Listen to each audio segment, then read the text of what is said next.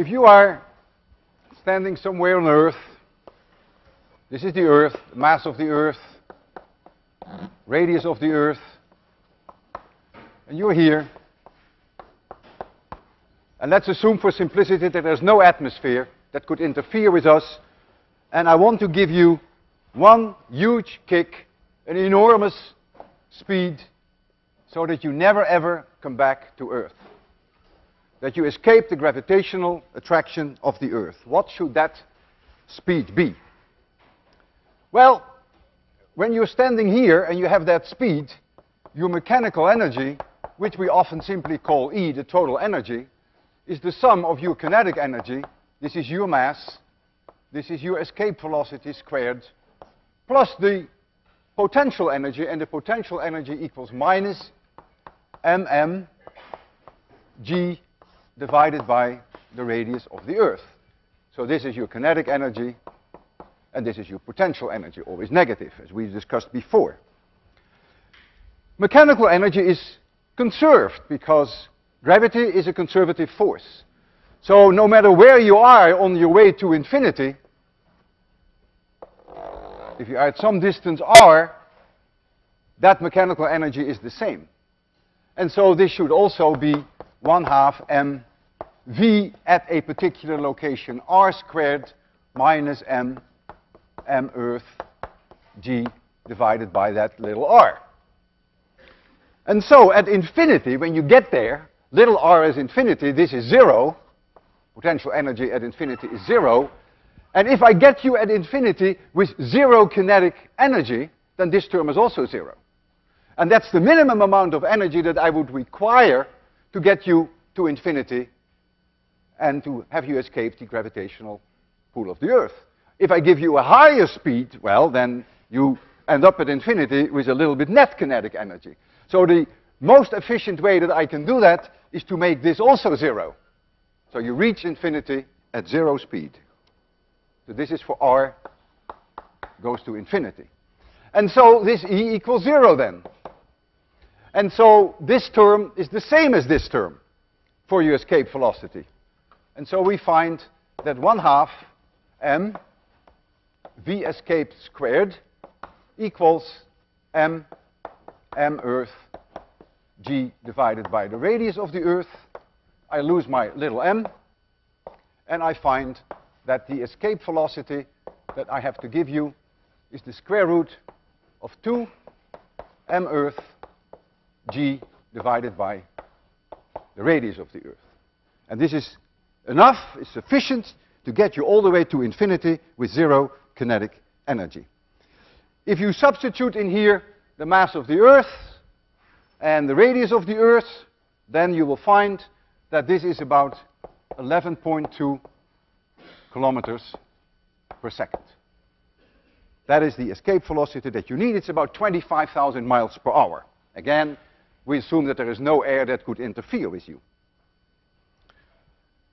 If the total energy, when you leave the Earth with that velocity, if the total energy is larger than 0, you do better than that. You reach infinity with kinetic energy which is a little larger than 0. We call this unbound orbits, larger or equal. If E is smaller than 0, that the total energy that you have is negative, then you will never escape the gravitational pull of the Earth, and you will be one way or another in what we call a bound orbit.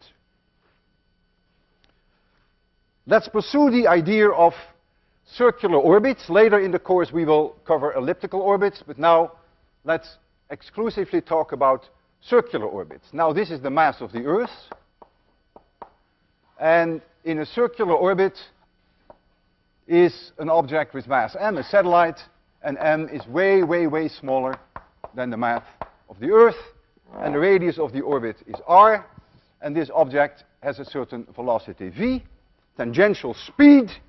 The speed doesn't change, but the direction changes, and there has to be a gravitational force to hold it in orbit, and the gravitational force is exactly the same as the centripetal force. We've discussed that many times before. And so the gravitational force, which is necessary to make it go around, I could also say the centripetal force is necessary to make it go around in a circle. That gravitational force equals m Earth g divided by r squared. This is now the distance from the Earth to the satellite, and that must be equal to m v squared divided by r. And that is that tangential speed that you see here, which a little later in time, of course, would be here. I lose my m, and so you see now that the orbital speed, not to be mistaken for escape velocity, the orbital speed is exactly the same what we have there, except the square root of 2 divided by r. This is now r, and there was r Earth. If you know r, then you can calculate the speed in orbit. If you know the speed in orbit, you can calculate r. And so the period of going around in the orbit t equals 2 pi r divided by the orbital speed. And when you do that, you get 2 pi, you get an r to the power 3/2, and you have downstairs the square root of g m Earth. Let me move this in a little. 2 pi r to the power 3/2. So again, if you know the radius, if you know how far you are away from the Earth, the period follows uniquely. If you know the period, then the distance to the satellite follows uniquely. If we take the shuttle as an example of a near-Earth orbit, so we have the shuttle. The shuttle may be 400 kilometers above the Earth's surface, so we have to add to the radius of the Earth 400 kilometers, so you end up with about 6,800 kilometers for the radius of the orbit of the shuttle, and you substitute that in here, the mass of the Earth and the gravitational constant, you'll find that t is about 90 minutes. It's about 1.5 hours. The shuttle takes about 1.5 hours to go around, and the speed, that tangential speed, is very close to 8 kilometers per second. And that holds for all near-Earth orbit satellites. Whether they are 400 or 500 or 600 kilometers, that doesn't change very much. If you take the moon is much further away than the shuttle, and you take the distance to the moon, which is some 385,000 kilometers, you substitute that in this equation, you will find that the period for the moon to go around the Earth is about 27.5 days. And its speed is only 1 kilometer per second. It's much further out. If it's much further out, r is much larger, and so you see the speed will be much lower. If you take the Earth itself around the Sun, because we can use all these equations, replace the mass of the Earth by the mass of the Sun, and then we can do this for planets. So if we take the Earth around the Sun, then we have to put in the mass of the Sun, which is about 2 times 10 to the 30 kilograms. And the distance from the Earth to the Sun, we have seen that before. I call that the distance from the Sun to the Earth, is about 150 million kilometers. Forgive me for mixing up meters with kilometers, but you have to convert that, of course, to meters.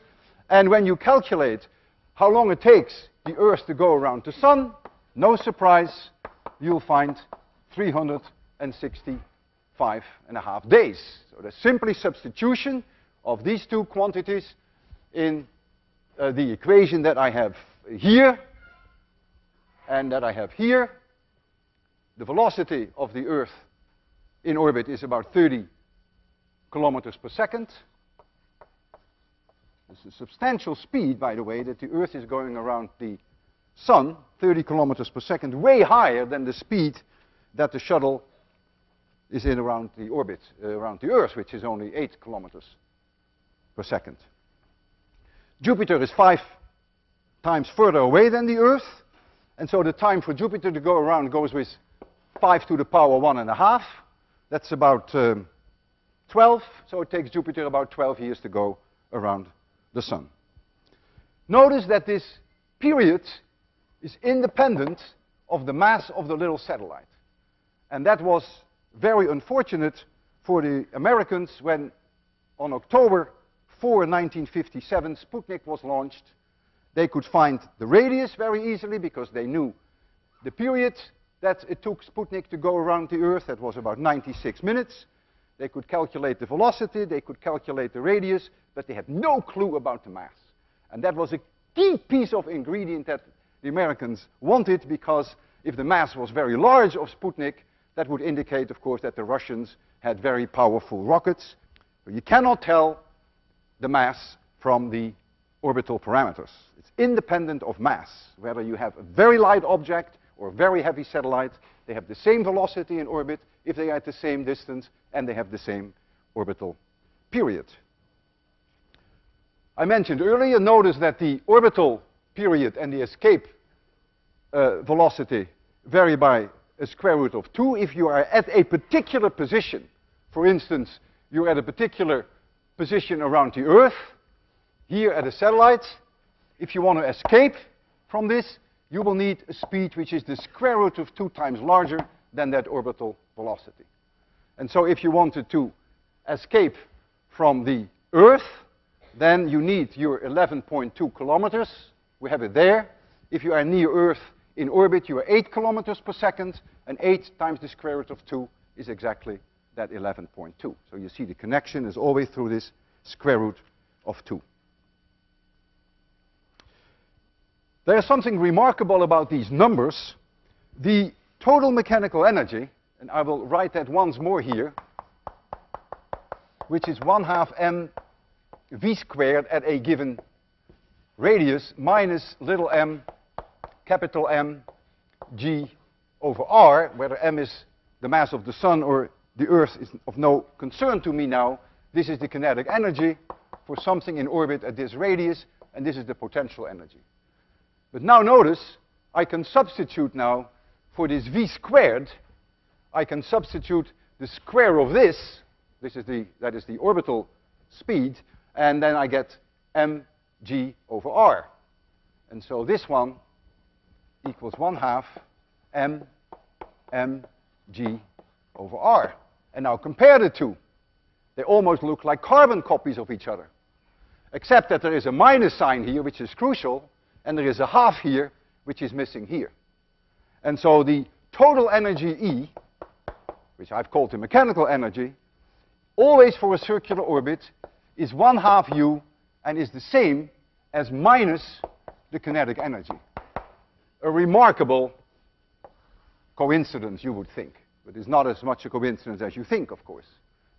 But if something is in orbit, this is the orbital speed at radius r, then always is its total energy is half the potential energy. It's always negative.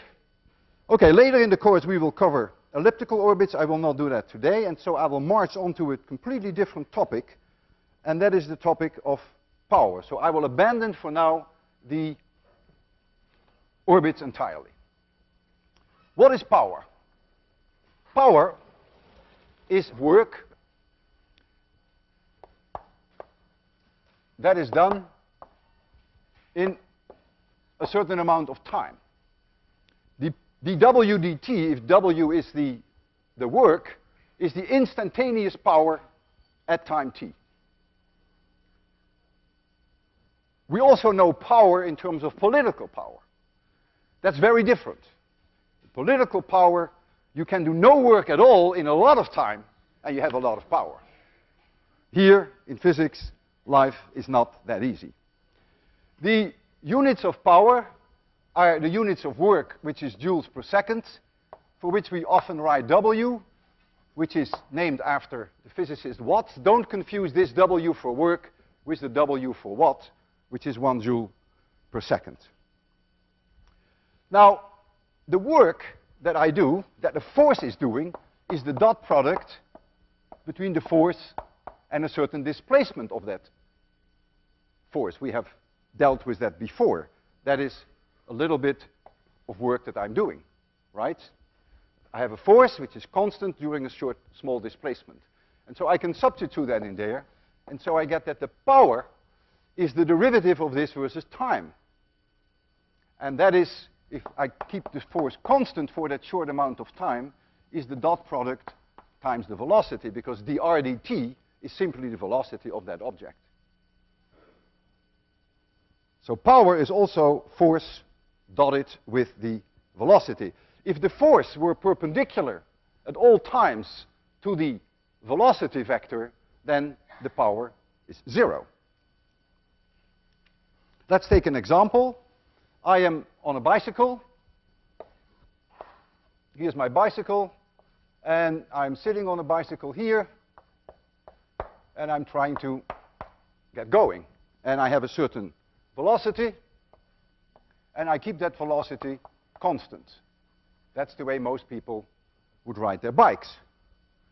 Now, there is air drag, which is unavoidable. We discussed that. And the air drag acts like a force on me, F drag. And so somehow I, Walter Lewin, will have to come up with a force in this direction to overcome this drag so that the speed can be constant. Because if the net force is 0 on me, then of course I will have a constant velocity. No acceleration, no change in the velocity. How do I do that?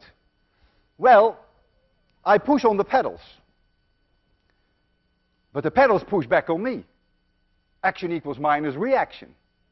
So that causes no net force on the bike at all. I push on the pedal, pedal pushes back on me, those two forces cancel. We call them internal forces. Now the pedals push on the chain, and the chain pushes on the wheel, and ultimately this wheel wants to start rotating in this direction because of my pedaling. And now here with the floor, with the road, there is friction. And so now the wheel pushes onto the road, and the road pushes back. Action equals minus reaction.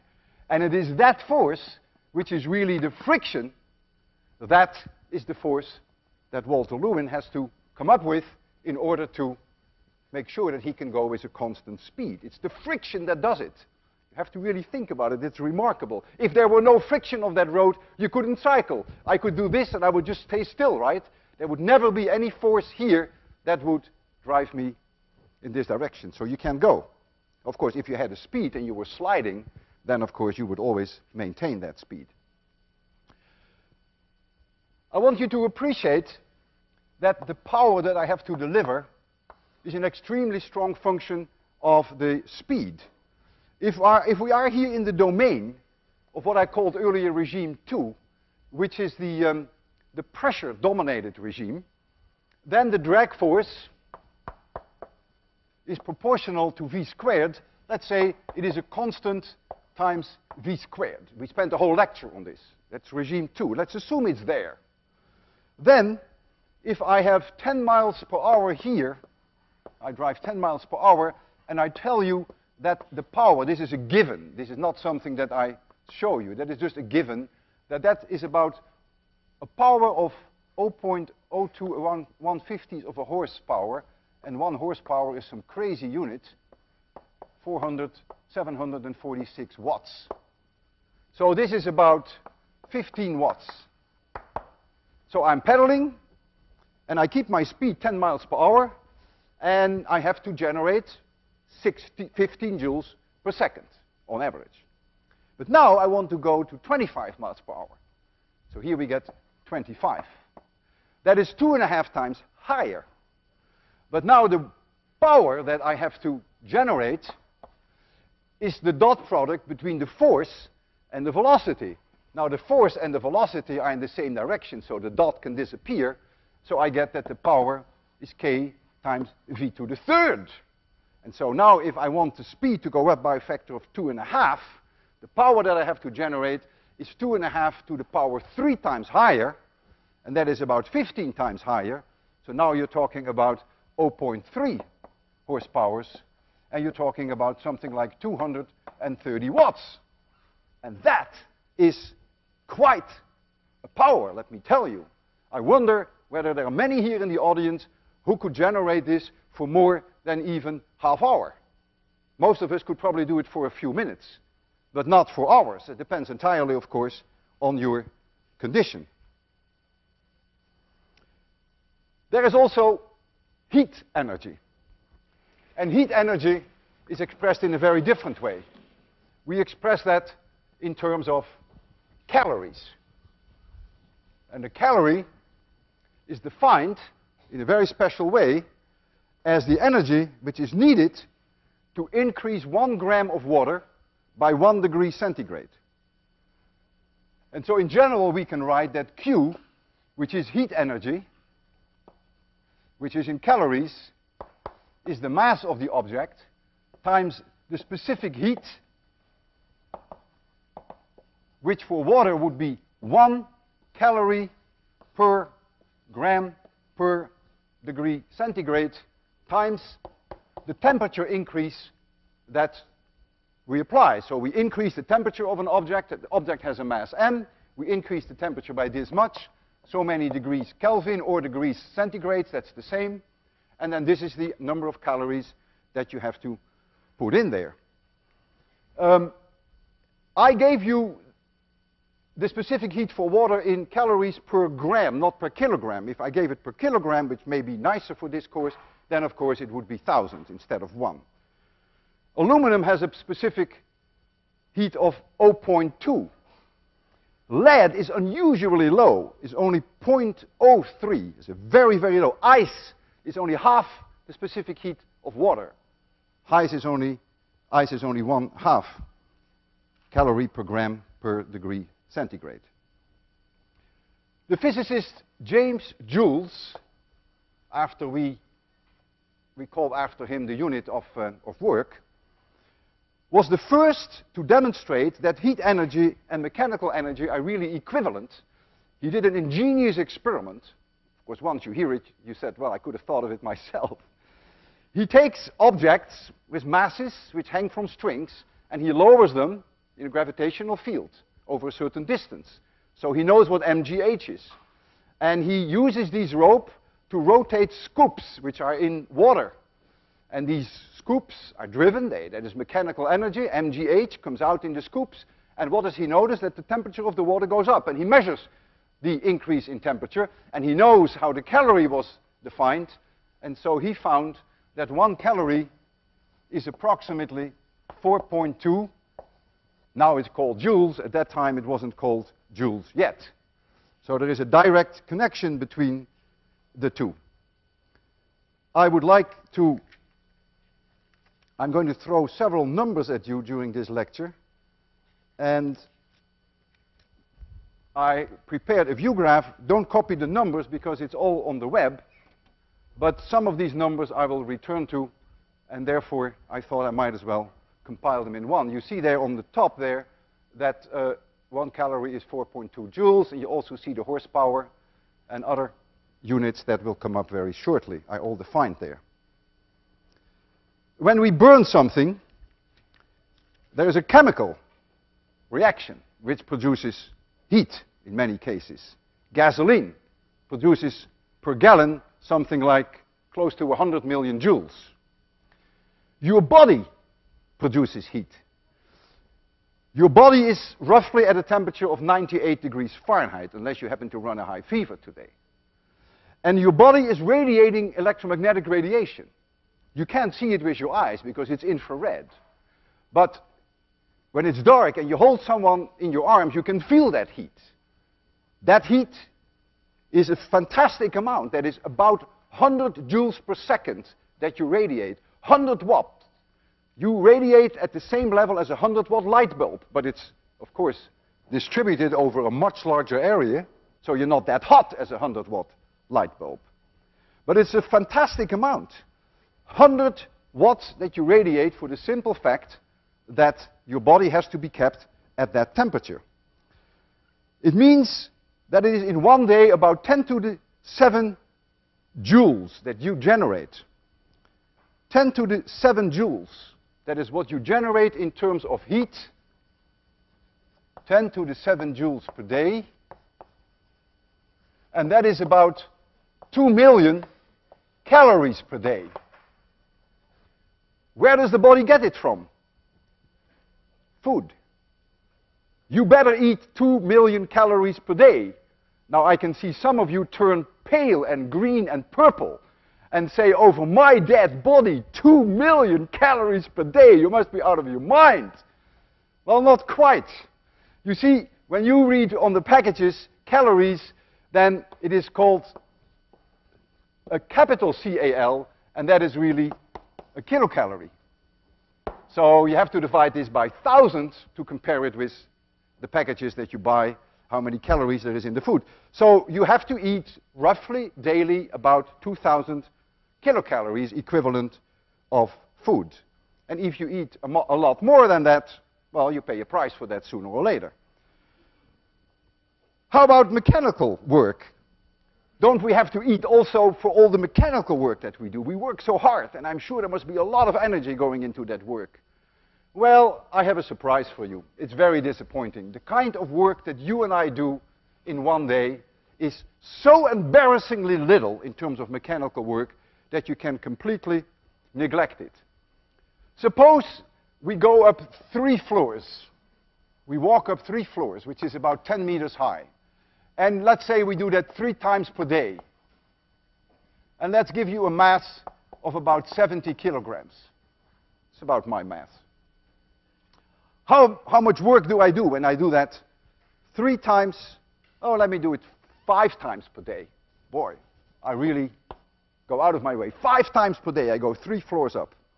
Well, the amount of work that I do is mgh. mgh. The 10 meters have to be multiplied by 5 because I do it 5 times. And so I get 35,000 joules of work that I do. 35,000 joules. Compare that with the 10 to the 7 joules per day that your body generates in terms of heat. You think you have to eat a little bit more for these lousy 35,000 joules? Forget it, it's nothing. In fact, your average power, if you walked up these stairs and you spread it out over a day, and say it took you 10 hours. You go once up in the morning and then sometime in the afternoon, and you go up in the evening and maybe twice in the evening. It takes you 10 hours to go 5 times up these 3 floors. Then the average power that you have done, that you have generated, is 35,000 joules divided by 36,000 seconds. That is embarrassingly little. That's about 1 watt. Compare that with your body, which generates 100 joules per second every second, 100 watts. So it is completely negligible. However, if you climb a mountain, 5,000 feet, and you do that, then the work you have to do is 1,000,000 joules. Now, 1,000,000 is no longer negligible compared to the 10 to the 7. And so now you feel hungry, and now you really need more food. And if you do that in 2 hours, the power that you have generated is substantial. You would have generated an average power of 160 watts, more than the body heat, during those 2 hours, of course. And so now the body says, I want to eat more. I want to be compensated for the work. If I climb this mountain, if I climb 5,000 feet, and I have to do an extra work, which is 10 to the 6 joules, you got to eat more. Now, you would think that you have to eat only 10% more than you normally eat, because you say 10 to the 6 is only 10% of 10 to the 7. But that's not true. You have to eat a lot more, because the conversion from food to mechanical work is very poor, something like 20%. So you may have to eat 40 or 50% more than you normally do in one day. Suppose I wanted to take a bath, and I want to calculate how much energy it takes to heat a bath. A wonderful thing to have. Well, we now know how to do that. Q is the number of calories. M times C times delta T, that's the equation. A bath would contain about 100 kilograms of water. That is about 28 gallons. And let us assume that the temperature increase is about 50 degrees centigrade, which is the same as 50 degrees Kelvin. We have water, and so you'll find that Q then becomes roughly 5,000 kilocalories. That's how much heat energy it takes, which is 2 times 10 to the 7 joules. So that's the energy that is needed to heat up a bath and enjoy that pleasure. I'll get back to this bath very shortly. There are many forms of energy, as we're all familiar with. There is electric energy, there's chemical energy. I mentioned that already, gasoline burning. There is mechanical energy when we move things in the gravitational field. And there is nuclear energy. A waterfall is mechanical energy, MGH. You can convert that to electricity. You can convert it to heat. Electricity will power your coffee machine. It will power your TV, your radio, your VCR, your electric toothbrush, everything. It may power your electric blanket if you have one. Electric blanket is only 50 watts. Compare that with a human being. 100 watts. Much nicer to have a human being with you in bed than one electric blanket, believe me. Nuclear energy can be converted into heat. And that can be converted into mechanical energy. And again into electricity. Chemical energy. Gasoline, fossil fuel, can be burned, converted to heat, converted to electricity. I have here a device that allows me to convert mechanical energy to electric energy. And I would like to invite a student to come up here, a volunteer, he or a she, who is going to show how he or she can convert mechanical energy into electric energy. We'll have the special light conditions so that we can see it well. So who wants to do that? Yeah, please come. There is a 20-watt light bulb here. You will see it very shortly. And this man has a lot of power, I can tell. More than 100 watts. Go ahead. Power that 20-watt light bulb. Put your foot on here. Take it easy. Quite impressive, eh? Okay, now we'll tighten the nuts a little on you. Here we have 6 of them. So now, go ahead, and now you are trying to generate 120 watts of power. You think you can do it? I can try. Try it. They look pretty dim to me. Nowhere near. Nowhere near. Keep going, man. Keep going.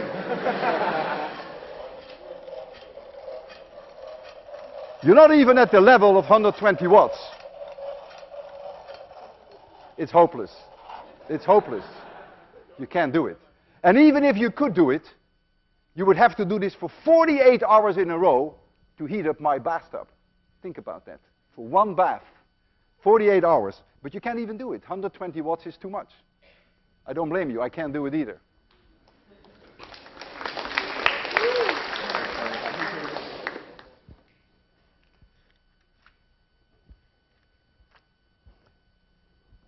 There are batteries. Batteries convert chemical energy to electricity directly. We're all used to these fancy dry cells, but in the old days, and still nowadays in your car, there are acid batteries. If I have here a beaker with acid, for which most commonly is used sulfuric acid, and I put here in a zinc wire and here in a copper wire, then this is a battery. I believe this side of the battery is positive and this is negative. Now, we have them here. We have this sulfuric acid and we have zinc and we have copper. But if we use only one cell, then I won't be able to light a small light bulb. Just like with your flashlights that you have at home, you sometimes have to put in several cells in series to get a higher voltage so that you can power a small light bulb. The light bulb that we have here is only a few watts. It's almost nothing. And I will still try to get it lit, which is not so easy because this battery has a self-destruct in it. The moment that I put this zinc in there, I get very violent chemical reactions. The fumes are awful. You may actually smell that in the first row. It's very awful. And the battery works only maybe for a few minutes. So I have to do this very fast, since it has a self-destruct built in. And when I do it, I will make it at the very last minute, I will make it completely dark. So the way I will do that is, why don't we turn everything off? And now I'll leave a few things on first. I can put the copper in. The copper is not the worst. Let me first put the copper in. That's pretty innocent. So I'm going to build 4 cells and put them in series. And I have the copper now in place. So that's not the worst. The moment I put the zinc in, then things begin to be very unpleasant. But when I make it very dark, I close the circuit, and I hope you will be able to see the light. No pun implied. So let's leave something on and turn all the rest off. I'm going to make it very dark, very shortly. First, you still have dim light. One thing goes in. I already smell it. 2 zinc goes in. And the third goes in. And now I'm going to make it completely dark. And now I have to close the loop with the last piece of zinc. Look at that little light bulb that is right there. There it goes! Man, I see the light! Did you see it? Doesn't last very long, but it's there. Boy, it was very bright, wasn't it? You saw it, right? Unmistakable. I have to get this out because otherwise we will all be dead by the end of the lecture.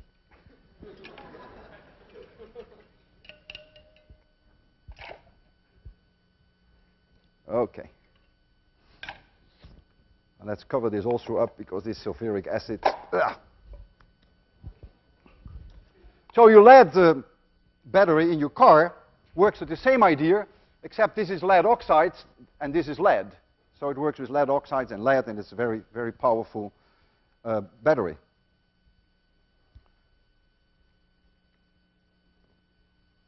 There are batteries which are very fancy, which can be charged. Nickel cadmium is a battery that can be charged. My electric shaver works on these batteries. It's wonderful. If I forget to shave in the morning, I can still do it before you come in here. That's the great thing about batteries. This probably consumes 30 watts. 30 joules per second is my rough guess. And I can probably get 1 hour of shaving out of that. Probably shave 6-7 times. So that's a total of 100,000 joules. It's not bad out of a battery, and you can even recharge it. Now we all know when you really need batteries, they're dead. When you're in the mountains and you need your flashlight because it's really an emergency, it just so happens that the batteries are dead. And therefore almost every mountaineer has with him or her a device which converts mechanical energy into electricity. And this is it. Hey, you see nothing. Oh, my light bulb broke. Oh, how sad. When you're in the mountains, you see things never work. Let me see whether the bulb may not have been tight. What a tragedy.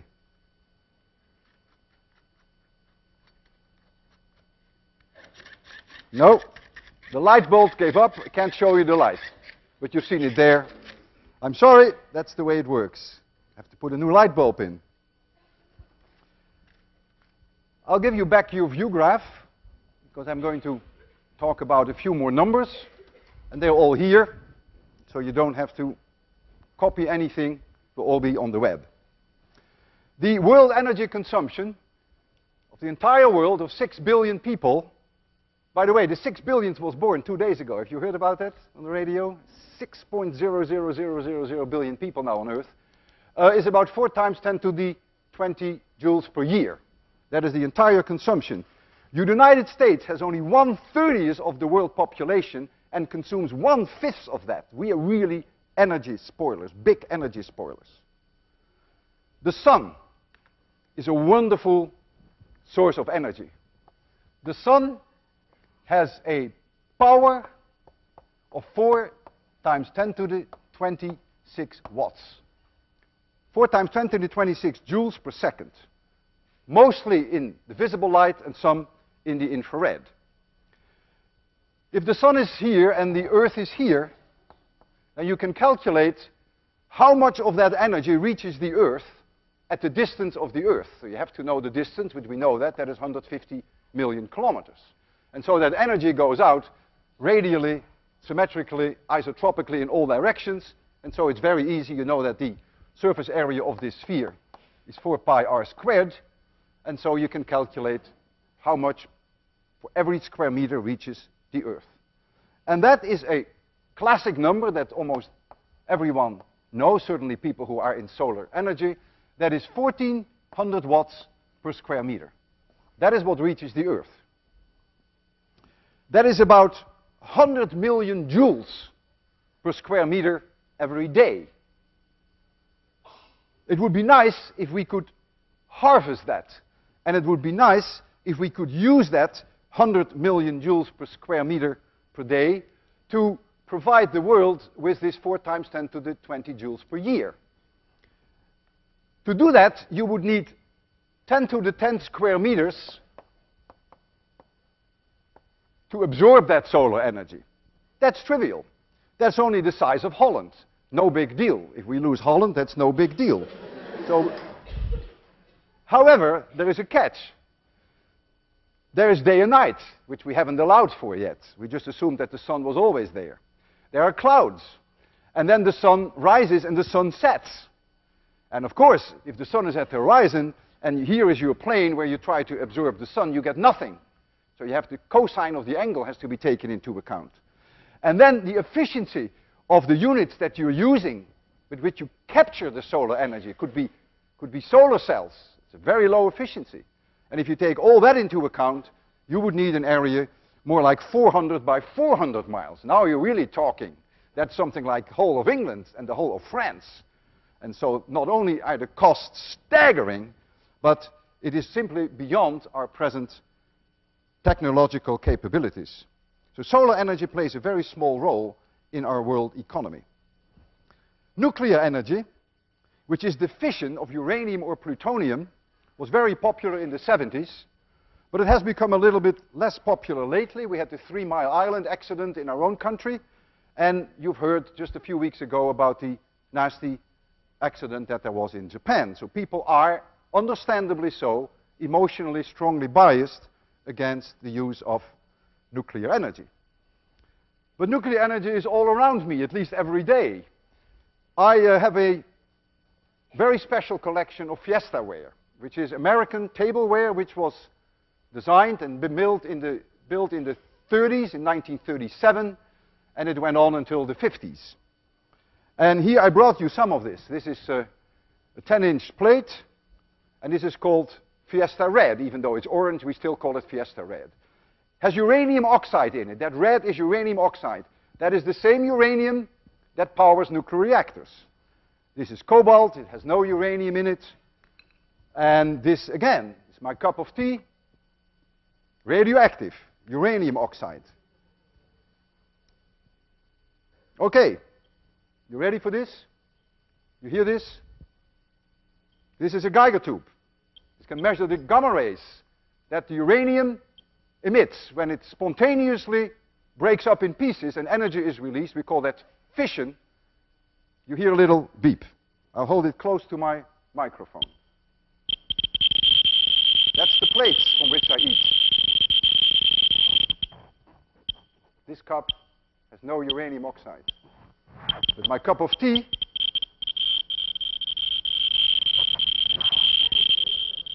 radioactive. So if you want to come for dinner, you're more than welcome to do so. But you know what you're in for.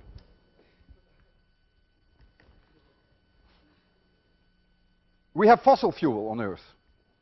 We are consuming, at this moment, the fossil fuel at a rate which is 1 million times faster than nature could create it.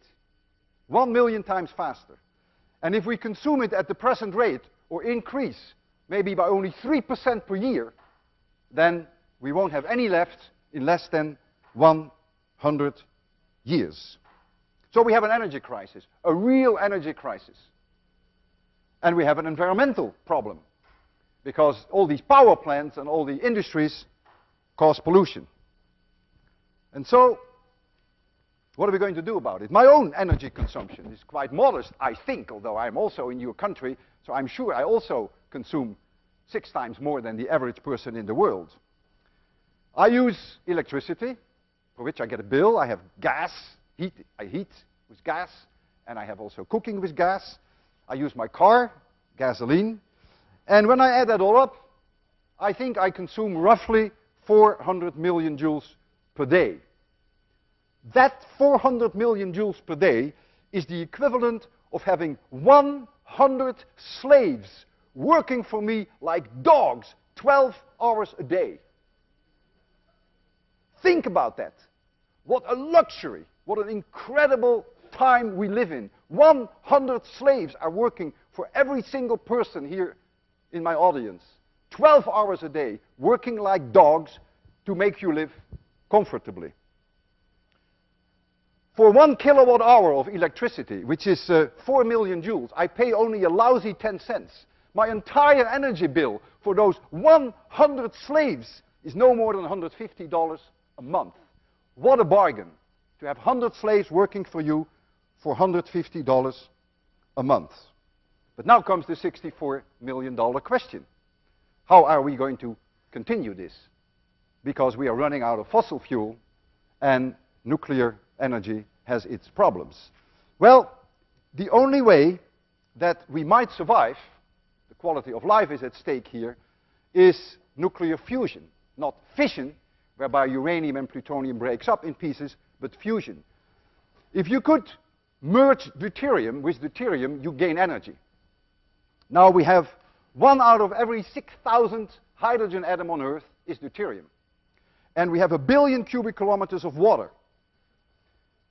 Now it is unclear whether we will ever succeed in making a fusion reactor working. That is still completely unclear. People work hard on it.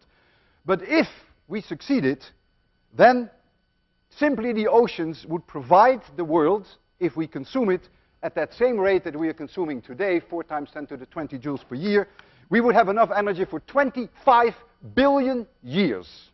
All the worries are over. Because the Earth is not going to survive for any more than 5 billion years. 5 billion years from now, the sun will become 100 times bigger than it is now, and it will just swallow up the world, and it will be the end of MIT, of everything. So, all we have to think of is in terms of energy for about 5 billion years. I want to leave you with what I call a brain teaser.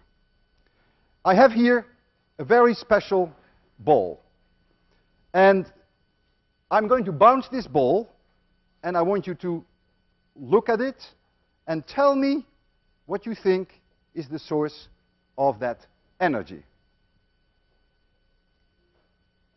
It's important that we have little light, because if there's too much light, then you won't see it well. So this is a ball. See, you have another one here. And I will bounce it here. And then notice what you see.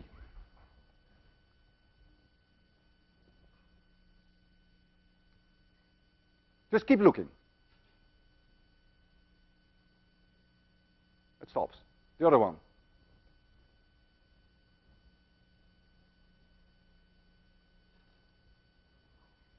And the other one. Now, I want you to think about, you've seen now what happens. I bounce it, it starts blinking. Clearly, there's MGH available when I bounce it. Where does the energy come from of the blinking light? Think carefully before you give an answer. It took my graduate students and me, embarrassingly, at least 10 minutes before we had the answer. Think about the fact that they continue to blink and then stop. Talk about it among yourselves. Think about it when you have dinner, breakfast, when you take your shower, and discuss it on Pivot.